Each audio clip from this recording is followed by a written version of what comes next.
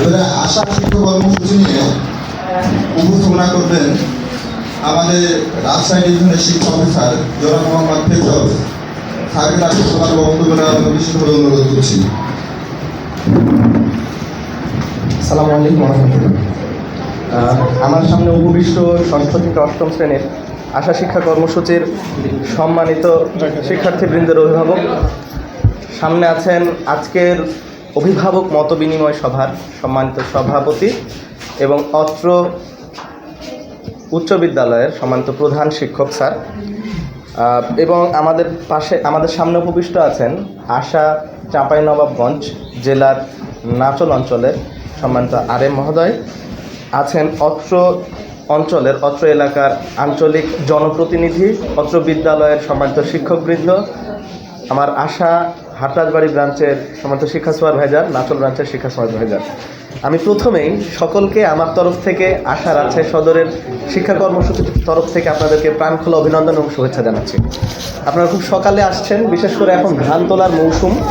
এই মৌসুমে সকলের গুরুত্বপূর্ণ কাজ ধান তোলা, সেইটা থেকে কিছুটা সময় বের করে আমাদের এই আহ্বানে সাড়া দিয়েছেন, এজন্য আপনাদের অপরিসীম কৃতজ্ঞতা অভিনন্দন। আপনারা জানেন 2024 সালের ফেব্রুয়ারিতে এই অত্র বিদ্যালয়ে অর্থাৎ রাজবাড়ী উচ্চ বিদ্যালয়ে ষষ্ঠ থেকে অষ্টম শ্রেণীর কিছু তুলনামূলক স্ট্রাগলিং করা অর্থাৎ খুব চেষ্টা করছে, কিন্তু ক্লাসের পরে আরও একটি প্রয়োজন থাকে, সেই প্রয়োজনটা মেটাতে পারছে না, এই রকম 30 জন মতো শিক্ষার্থী নিয়ে আফটার স্কুল প্রোগ্রাম অর্থাৎ শিক্ষা সহায়ক একটা কর্মসূচি চালু হয়, যেটা বর্তমানে রাজবাড়ী উচ্চ বিদ্যালয়ে আছে। এটা চালু করে আশা মূলত এর মাধ্যমে আপনার সন্তানদের যে ষষ্ঠ থেকে অষ্টম শ্রেণীর শিক্ষা পাঠ্যক্রম এবং যে লেখাপড়াটা আছে সেটা মূলত তাদেরকে করে দেওয়া শুরু করেছে। এই বিষয়টা কি আপনারা জানেন সবাই? আচ্ছা, আপনাদের সন্তানরা যে এখানে আসে ক্লাসের সময়ের বাইরে পড়ে, এটা কি জানেন? আচ্ছা, জি, ঠিক আছে। এই জিনিসটা অর্থাৎ ষষ্ঠ থেকে অষ্টম শ্রেণীর কার্যক্রমটা শুরু হয়েছিল 2023 সালে 10টি উচ্চ বিদ্যালয়ে। এরপরে এর কর্মসূচি আমরা আরও বেশি দীর্ঘায়িত করি, যে সম্পর্কে আমার পরবর্তীতে আরেকজন আলোচনা করবেন ইনশাআল্লাহ। আমি সংক্ষেপে একটু ধারণা দেই আমাদের লক্ষ্য উদ্দেশ্য কী। মূলত আশা 1978 সালে প্রতিষ্ঠার পর থেকেই সমাজ উন্নয়নমূলক নানা ধরনের কর্মসূচি করে থাকে। মানুষকে তাদের জনপদে, তাদের এলাকায়, তাদের ঘর বাড়িতে বিভিন্ন ধরনের সহায়তা দিয়ে, সহযোগিতা দিয়ে তারা যাতে অবস্থানটা উন্নয়ন করতে পারে সেই প্রচেষ্টাটা অব্যাহত রাখে। প্রতিষ্ঠা করেন তৎকালীন সময় 1978 সালে শফিকুল হক চৌধুরী স্যার। এইভাবে 1978 থেকে 1988 সাল পর্যন্ত চলতে থাকে। 1988 সালের বন্যার পরে জনগণের মধ্যে এক ধরনের দেখা যায় যে সম্পত্তি অর্থাৎ যেই ধরনের ভূসম্পত্তি, স্থাবর সম্পত্তি ছিল, গরু, ছাগল, এইগুলো বন্যায় ক্ষতিগ্রস্ত হয়। পরবর্তীতে তাদেরকে ওই জায়গা থেকে উঠিয়ে আনার জন্য একটা ঋণদান কর্মসূচি চালু হয়, যেটাও মূলত একটা স্কিম ছিল, একটা পরিকল্পনা ছিল। এটার তৎপরতায়, এটার সাফল্যে 1991 সাল থেকে মাইক্রো ক্রেডিট বা ক্ষুদ্র ঋণ কর্মসূচি চালু করে আশা। পরবর্তীতে 2011 সালে ক্ষুদ্র ঋণ কর্মসূচির লভ্যাংশ থেকে সমাজ কল্যাণমূলক কর্মসূচি, অর্থাৎ আমরা যেমন আমাদের আয়ের একটা অংশ থেকে সমাজের উন্নয়নে কাজ করে থাকি, আমরা যেমন নিজেদের যখন পরিপূর্ণতা আসে বা নিজেদের প্রয়োজন মিটিয়ে একটা অংশ সমাজের দান বা সমাজের কল্যাণমূলক কাজে ব্যয় করি, ঠিক তেমনি আশা তার লভ্যাংশ থেকে শিক্ষা কর্মসূচি, স্বাস্থ্য কর্মসূচি, এই জাতীয় কিছু সমাজ কল্যাণমূলক কর্মসূচি হাতে নেয়। তখন থেকেই আমাদের পথ চলা শুরু। 2011 সাল শিক্ষা কর্মসূচির নাম ছিল প্রাথমিক শিক্ষা শক্তিশালীকরণ কর্মসূচি। বর্তমানে এটি শিশু থেকে অষ্টম শ্রেণী পর্যন্ত চালু আছে। ক্রমাগতভাবে ইনশাল্লাহ আগামীতে আমরা স্বপ্ন দেখছি, বর্তমানে আশার প্রেসিডেন্ট আরিফুল হক চৌধুরী স্যার স্বপ্ন দেখেন মাধ্যমিক স্তর পেরিয়ে উচ্চ মাধ্যমিক পর্যন্ত আমাদের শিক্ষা কর্মসূচিটা অব্যাহত থাকবে। এই ছিল আমাদের সংক্ষিপ্ত ইতিহাস পটভূমি। আমাদের লক্ষ্য উদ্দেশ্য কী? আমাদের লক্ষ্য উদ্দেশ্য কি স্কুল থেকে শিক্ষার্থীদেরকে টেনে নিয়ে এসে আমাদের এখানে পড়ানো? আমাদের লক্ষ্য উদ্দেশ্য কি এরকম যে শিক্ষার্থীরা শুধুমাত্র আমাদের এখানে পড়বে? আমাদের লক্ষ্য উদ্দেশ্য এরকম না। আবার আমাদের লক্ষ্য উদ্দেশ্য এরকমও না যে সব কিছুই আমাদের কাছ থেকে পাবে। আমরা মূলত প্রাথমিক ও মাধ্যমিক শিক্ষার মানোন্নয়ন এবং শিক্ষা ব্যবস্থাকে শক্তিশালীকরণ করার লক্ষ্য নিয়ে এই কর্মসূচিটা প্রতিষ্ঠা করেছি এবং পরিচালনা করেছি। এই কর্মসূচির 4টা উদ্দেশ্য আছে। আমরা শিক্ষার্থীদেরকে পুনরায় যাতে বিদ্যালয়ে নিয়ে আসা যায়। আমরা দেখি এই যে আজকে ধান তোলার মৌসুম, অনেক শিক্ষার্থীর অভিভাবক শিক্ষার্থীদেরকে স্কুলে তো পাঠায় না, আবার শিক্ষার্থীরা স্কুলে যাক এটাও চায় না। মানে অভিভাবক চায় আমার সাথে ধান কাটুক, আমার সাথে ধান মারাক, এবং এইরকমভাবে আশকারা দেওয়ার পরে শিক্ষার্থীরা শিখে যায়। আমাদের অনেক অভিভাবক এটাই চায় এবং শিক্ষার্থীরা এটাকে আরও সুযোগ হিসাবে নেয়। আমরা যখন একদিন সুযোগ দেই, ওই শিক্ষার্থীটা আপনার কাছ থেকে বাসায় থেকে স্কুলে যাওয়ার নাম করে আরও 2-3 দিন অন্য জায়গায় ঘুরতে যাওয়ার সুযোগ পায়। তার মানে হচ্ছে আমাদের কিছু কিছু শিক্ষার্থী আছে যাদেরকে আমরা অনেক অভিভাবক নিরুৎসাহিত করি। এই রকম নিরুৎসাহিত যাতে না করা হয়, বা যাদের আগ্রহ আছে অভিভাবকদের তরফ থেকে আলাদা করে প্রাইভেট পড়ানো, আলাদা করে কোনো ধরনের বলা যায় যে সুযোগ করে দেওয়া হয় না, তাদের জন্য এক ধরনের শিক্ষা সহায়ক প্রতিষ্ঠান, শিক্ষা সহায়ক কর্মসূচি হিসেবে আশা শিক্ষা কর্মসূচির এই প্রকল্পটা চালু আছে। আচ্ছা, আমরা কিভাবে হাটরাজবাড়ি অঞ্চলের রাজবাড়ি উচ্চ বিদ্যালয়টা নির্ধারণ করলাম? ব্যাপারটা হচ্ছে সাধারণত শহরাঞ্চল, নাচল বলেন, রাজশাহী বলেন, এই অঞ্চলের অভিভাবকরা খুব সচেতনভাবেই সচেতন, মানে তারা নিজ থেকেই আগ্রহী। কিন্তু আপনারা বা আমাদের এই সমাজের প্রত্যন্ত অঞ্চলের মানুষজন দেখা যায় যে প্রয়োজনবশতই কৃষি হোক, নিজেদের পেশা হোক, তার প্রতি নির্ভরশীল। এবং আমি নিজে হলেও এই জায়গায় যদি আমার বাসা হয়তো আমি নিজেও চাইতাম আমার সন্তানটা যেন আমার কাজে একটু সহযোগিতা করে, তাই না? সবাই চায় এটা।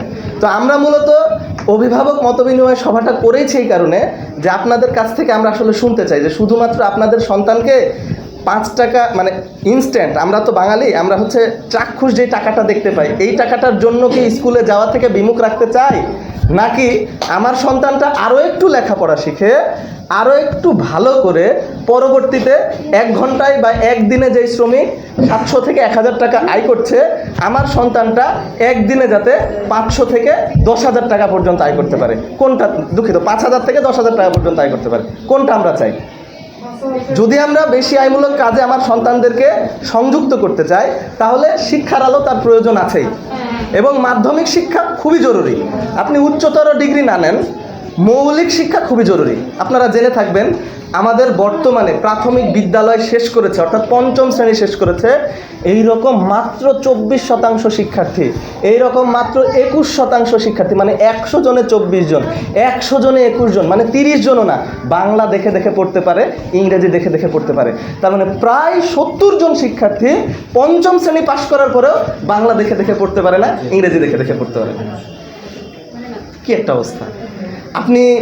আপনি এমন একটা সময় বর্তমানে, আপনি যদি পিওনের চাকরিও করতে চান বা পিওনগিরিও করেন, যেমন আপনি জেনে থাকবেন আপনারা হয়তো আমাদের আশার প্রত্যেকটা ব্রাঞ্চে একজন পিওন কাম কুক থাকেন, উনাকেও প্রত্যেক দিন হাজিরা খাতায় নাম স্বাক্ষর করতে হয়, এবং উনিও খুব সম্ভবত চেকে, কখনো কখনো পেরোলে, মানে আমাদের একটা বেতন দেওয়ার নিয়ম আছে, ওখান থেকে চেকে পায়। তার মানে তার একটা অভিজ্ঞতা আছে এবং তিনি ন্যূনতম ওই দক্ষতাটাও তার আছে। এবং আমরা এই যে শিক্ষা কর্মসূচিতে যতজন মানুষ নিয়োগ দেই, শিক্ষা সেবিকা, শিক্ষা সুপারভাইজার, শিক্ষক, সকলেই দেখা যায় ন্যূনতম পক্ষে HSC, ন্যূনতম পক্ষে ডিগ্রি পাস বা BA অনার্স পাস, আর শিক্ষা সুপারভাইজারগণ HSC পাস। তার মানে এই ডিগ্রিটার একটা দাম আছে। আমি যখন ঢাকা বিশ্ববিদ্যালয়ের হলে পড়ি, আমার হলের যারা সুইপার ছিল, আমার হলের যারা মালি ছিল, তাদেরও একটা বেতনের গ্রেড ছিল। মোটরসাইকেলে আসতো, হ্যাঁ, তারা মালি, মানে জাস্ট বাগানের ক্ষেতটা পরিষ্কার করে, এবং তাদেরও কিছু ডিগ্রি দিয়ে, মানে ন্যূনতম প্রয়োজন, মানে একটা ডিগ্রি ছাড়া তাদের কিন্তু নিয়োগ হয়নি। আপনারা বর্তমানে জেনে থাকবেন পলিটেকনিক নামে কারিগরি শিক্ষা ব্যবস্থা আছে, সেখানে কিন্তু লেখাপড়ার পাশাপাশি বৃত্তিমূলক, অর্থাৎ রাজমিস্ত্রির কাজ, কৃষিকাজ, ইলেকট্রিকের কাজ, কম্পিউটার ইঞ্জিনিয়ারিংয়ের কাজ শেখায়। এটা করলে কি হবে, ওই যে আমাদের শ্রমবাজার, মানে আমার ছেলে মেয়েটা, সে হয়তো খুব বেশি মেধাবী না, সে হয়তো অল্প কিছু মেধাবী, কিন্তু তার মেধাটাকেই বিকাশ করার জন্য ন্যূনতম যে প্রয়োজনটা আছে, ন্যূনতম যে জানাটুকু দরকার আছে, এই মোবাইলটার নাম যতটুকু, এটা পড়ার দরকার আছে, এখানে লেখা আছে এটা 18 ডিগ্রি ভোল্ট, এটা 50 ডিগ্রি ভোল্ট, এই অংশটুকু যাতে জানতে পারে। এটা জানতে পারলে আপনার সন্তানের ভালো হবে না? আপনারা কি চান না আমার সন্তান এরকম হোক? যতই নিম্ন মধ্যবিত্ত হোক, আমাদের বর্তমান সমাজ ইনশাআল্লাহ আলহামদুলিল্লাহ সবাই চায় যে ভিক্ষুক, আমি বিশ্বাস করি দৃঢ়ভাবে, আমি নিজে মাদ্রাসায় পড়েছি, আমি দেখেছি একজন ভিক্ষাবৃত্তি করেন যিনি, তার সন্তানকেও চান উচ্চ শিক্ষা করাতে, এবং সেজন্য তার বাপ পিতা মানে স্বামী নাই, তার সন্তানকে দেখা গেছে ইয়াতিমখানা হোক বা শিশু সদন হোক সেখানে রেখে হলেও উচ্চশিক্ষা বা ভালো শিক্ষা দেওয়ার চেষ্টা করেছে। এবং এরকম ভুরি ভুরি উদাহরণ আছে যার মা বাবা দেখা গেছে শিশু অবস্থায় মানুষের বাড়িতে কাজ করেছেন, সন্তান আজকে ম্যাজিস্ট্রেট, সন্তান আজকে জজ, সন্তান আজকে ভালো কাজ করছে। প্রিয় অভিভাবকবৃন্দ, আমি আপনাদের কাছ থেকে এতটুকুই চাই যে আপনারা সন্তানদেরকে ন্যূনতম পক্ষে বিদ্যালয়ে পাঠাবেন, তারা যাতে মৌলিক শিক্ষাটুকু অর্জন করে। আমাদের এই শিক্ষা কর্মসূচি থেকে আমাদের লক্ষ্যটা হচ্ছে মান উন্নয়ন করা। এইখান থেকে পড়ে গিয়ে শিক্ষার্থী বানান করে রিডিং পড়তে পারে না, এইরকম যাতে না হয়। আমরা এই জন্য প্রায়ই আসার একটা নির্ধারিত নিয়মই হচ্ছে প্রখর তত্ত্বাবধান পর্যবেক্ষণ। নিয়মিতভাবে শিক্ষা সুপারভাইজার আসে, আমি শিক্ষা অফিসার হিসেবে আছি, প্রত্যেক মাসেই অত্র উচ্চ বিদ্যালয়ে আসি, মাঝে মাঝে ম্যানেজার ভাই আসেন, তারপরে আঞ্চলিক ম্যানেজার ভাই আসেন, এবং পাশাপাশি আমরা বিভিন্ন ধরনের প্রশিক্ষণেরও আয়োজন করে থাকি। এই ধরনের ব্যাপারগুলোর মাধ্যমে আসলে আপনার শিক্ষার্থী, আপনার সন্তানদেরকেই উঠিয়ে আনা আমাদের উদ্দেশ্য। কোনোভাবেই যদি আপনার সন্তান উঠতে না পারে, অর্জন না করতে পারে, আমাদের পুরো অর্জন ব্যর্থ। আমরা আপনাদের এই সাফল্যের ভিত্তিতেই হয়তো পরবর্তীতে আরও বিস্তরণ ঘটাবো, আরও বিস্তৃত করব এই প্রোগ্রামটা। অভিভাবক হিসেবে আপনাদের করণীয় কী? অভিভাবক হিসেবে আপনাদের প্রতি আমাদের 2টা থেকে 3টা আবদার, খুব বেশি না। আমরা চাই না আপনি আপনার সন্তানকে প্রত্যেক দিন পড়া ধরেন, আমরা চাই না আপনার সন্তানকে আপনি পড়িয়ে দেন, কারণ আপনি যদি পড়িয়ে দিতে পারেনি, আপনার সন্তানের পড়া যদি আপনি ধরতে পারেনি, আপনার সন্তানের পড়াশোনা সম্পর্কে যদি সচেতন হনই, তাহলে আমাদের এখানে আসলে অত বেশি পাঠানোর তো দরকার নেই। এমনিতেই তো স্কুল আছে, যেমন আমাকে স্কুলের বাইরে পড়তে হয়নি, মানে আমি সেই সময় দেখা গেছে পারতাম, আমার আব্বাও কখনো কিছু বলেনি, আমার পরিবার থেকেও কখনো কিছু বলেনি। এইরকম যাদের অভিভাবক, যাদের সন্তান নিজে থেকেই পড়তে পারে, তাকে আলাদাভাবে আমাদের এখানে রাখারও দরকার নেই, প্রয়োজনও নেই, কারণ আমাদের আসন সংখ্যা সীমিত 30 জন। কিন্তু আপনারা যেটা পারেন সেটা হলো আপনি একটু খোঁজ খবর রাখবেন যে ও আসলে যাচ্ছে কিনা। আপনার এখানে কেন্দ্রে বা বিদ্যালয়ে আসার কথা বলে অন্যদের বাগানে গিয়ে আম পেড়ে খাচ্ছে কিনা। গত 7 তারিখে ডাকরা উচ্চ বিদ্যালয়ে প্রোগ্রাম ছিল, শিক্ষক স্বনির্বন্ধ অনুরোধ করলেন যে দেখেন আপনার ছেলেটা বলছে ঠিক আছে আমাদের এখানে আসছে, কিন্তু এসে পাশের বাগানে আম পাড়তে যায়, আমাকে ফোন দিয়ে বলে আপনার হাই স্কুলের ছেলেরা আমার বাগানের সব আম পেড়ে খেয়ে ফেলল।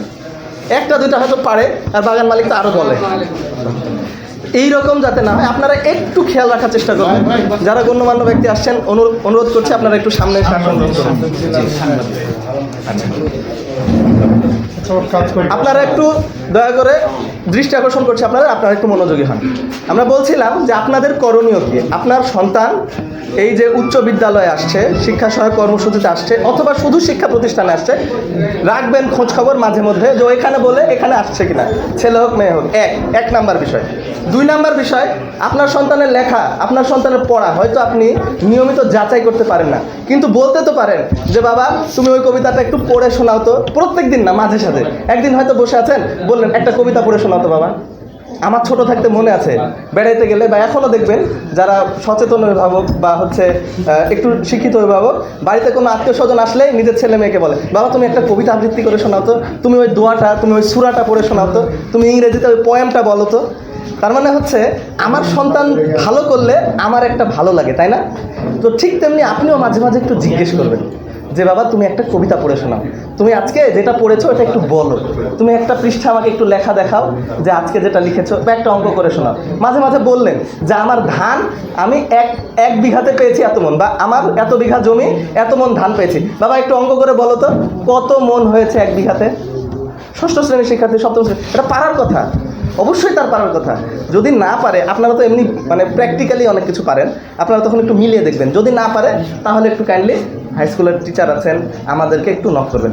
তাহলে প্রথমে আপনাদের করণীয় হচ্ছে শিক্ষার্থী, আপনার সন্তান এখানে আসার কথা বলে অথবা শিক্ষা প্রতিষ্ঠানে আসার কথা বলে অন্য কোথাও যাচ্ছে কিনা একটু খোঁজখবর রাখা। দ্বিতীয় যে কথাটা বললাম সেটা হচ্ছে আপনার সন্তানকে মাঝে মাঝে একটু জিজ্ঞেস করা যে সে কী পড়ছে, মাঝে মাঝে তার কাছ থেকে একটু কথা শোনা, মাঝে মাঝে তার কাছ থেকে ইংরেজি একটা পয়েম শোনা। 3 নাম্বার আর একটা যে কথা, দেখেন আমরা প্রত্যেকেই মানুষ, অর্থনৈতিক অবস্থা হোক বা যে কোনো কারণবশত সন্তানকে আমাদের সহযোগী হিসেবে চাই, কিন্তু আপনি যদি সহযোগিতার করতে গিয়ে ওর পরীক্ষার আগের দিন দেখা যাচ্ছে আপনার দাওয়াত খাওয়াটা বড় হয়ে গেল, বড় অনুষ্ঠান ছাড়া পরীক্ষার আগের দিন তাকে আপনি এত বড় কাজ করাচ্ছেন যে তার পরীক্ষাতে পড়াশোনা হচ্ছে না। এটা না করে একটু সুযোগ দিবেন প্লিজ, একটু সুযোগ দিবেন। আপনি অভিভাবক, পড়াশোনার একটু সুযোগ দিবেন, খুব বেশি না দেন। খেলার সময় খেলতে দেন, কাজের সময় কাজে দেন, মাগরিব থেকে এসা পর্যন্ত এই সময়টা একটু পড়তে দেন, মানে ওকে পড়াশোনার জন্য একটু সুযোগ দেন। আপনি আগে সুযোগ দিবেন, তারপরে না বেয়াদবি করলে, খেলাধুলা করলে, মোবাইল টিপলে, পাবজি গেম খেললে তখন ধরবেন। আগে সুযোগ দেন। সুযোগ দেওয়ার পরে এমন সুযোগ দিবেন না যে ষষ্ঠ শ্রেণীর শিক্ষার্থীকে ইন্টারনেট সহ মোবাইল ধরিয়ে দিলেন, সে এখন ফেসবুক ইন্টারনেট চালিয়ে মত্ত হয়ে গেল। এত বেশি সুযোগ দেওয়ার দরকার নেই। দেখে শুনে সুযোগ দেবেন, কিন্তু পড়ার সুযোগটা যাতে পাই। এই 3টা স্বনির্বন্ধ অনুরোধ আপনাদেরকে করছি। আমি আবারও বলছি, প্রথমটা হচ্ছে নিয়মিত এখানে আসে কিনা এবং আসার কথা বলে অন্য কোথাও যায় কিনা। যদি এরকম হয় যে মিথ্যা কথা বলছে বা ভুল তথ্য দিচ্ছে, তাহলে একটু জানাবেন। দ্বিতীয় যে কথাটা বললাম, মাঝে মাঝে একটু জিজ্ঞাসা করবেন সন্তানকে, লেখাটা দেখবেন। আর তৃতীয় যে কথাটা বললাম, একটু তাদেরকে সুযোগ দিবেন। আশা করি এই কয়েকটা কাজ করলে আপনার সন্তানের পাশাপাশি আমাদেরও অর্জন হবে। আমরা এখানে এই পর্যন্ত ফেব্রুয়ারি, মার্চ, এপ্রিল 3 মাস পড়ানো হয়েছে, মে মাস চলে। আমরা ইনশাল্লাহ আমাদের সম্মানিত শিক্ষকবৃন্দকে অনুরোধ করব এই মাসেই হয়তো একটা মূল্যায়ন পরীক্ষা নেওয়ার। আমরা যতদূর পর্যন্ত পড়েছি আমরা একটা মূল্যায়ন পরীক্ষা নেব এবং তারা মাঝে মাঝেই সাপ্তাহিক হোক, পাক্ষিক হোক, মানে 2 সপ্তাহের হোক, একটা ক্লাসে মূল্যায়ন পরীক্ষা যাতে নেওয়া হয়, যাতে শিক্ষার্থীদের স্তর কোন অবস্থা থেকে কোন অবস্থায় যাচ্ছে এটা বের করা যায়। সবশেষে অভিভাবক মত বিনিময় সভায় আপনাদের কেমন লাগলো, আপনাদের তরফে কেমন লাগছে, আপনাদের কোনো প্রশ্ন, আপনাদের কোনো অভিযোগ আছে কিনা এটা শুনবো। শোনার জন্য মূলত আমরা আসছি আজকে আমরা আলোচনার পরে আপনাদের কাছে মাইক যাবে। আপনারা দয়া করে কেমন লাগছে, আপনাদের কোনো অভিযোগ আছে কিনা, বা আপনাদের শিক্ষার্থীরা, সন্তানেরা আসলেই কেমন করছে, কেমন মনে হচ্ছে, ভালো মন্দ আপনাদের কাছ থেকে আমরা শুনতে চাই। এই অল্প কয়েকটি কথা বলে এই তীব্র গরমে আপনারা কষ্ট করে এসেছেন, শিক্ষকবৃন্দ এসেছেন, আবার আশার কর্মকর্তাবৃন্দ এসেছেন এবং আমার সামনে শ্রদ্ধেয় সাংবাদিকবৃন্দ এসেছেন। আমি তাদের সকলকেই আশা শিক্ষা কর্মসূচির তরফ থেকে প্রাণ ঢালা শুভেচ্ছা জানিয়ে আমি আমার বক্তব্য এখানে শেষ করছি। সবাই আমার জন্য দোয়া করবেন, আপনাদের জন্য, আপনাদের সন্তানের জন্য দোয়া রইল। আপনাদের সকলের ঐকান্তিক প্রচেষ্টায় সকলের মনে আশা জাগিয়ে শিক্ষা কর্মসূচি বাংলাদেশের শিক্ষা কার্যক্রমকে আরও বেশি ত্বরান্বিত করবে, এই আশাবাদ ব্যক্ত রেখে আমি কথা শেষ করছি। আসসালামু আলাইকুম ওয়া রাহমাতুল্লাহ। ধন্যবাদ স্যারকে।